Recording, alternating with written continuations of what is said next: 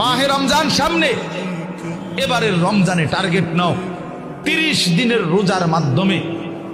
দিল থেকে আল্লাহর কাছে এইভাবে 30টা দিন হাতে গুনে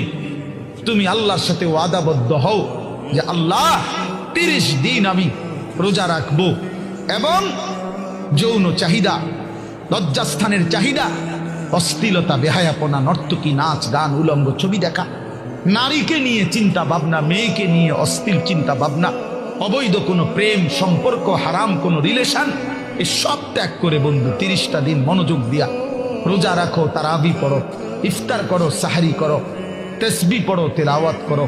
কোনো আলেমে দ্বীনের সাথে উঠা বসা করো, ইমাম সাহেবের সাথে সম্পর্ক করো। ইনশাআল্লাহ দেখবা আল্লাহ চাহে তো 30 দিনের মাথায় আল্লাহ বলেন লাআল্লাকুম তাত্তাকুন, আমি আল্লাহ ওয়াদা দিলাম মোমেন তোকে মুত্তাকি বানিয়ে দেব।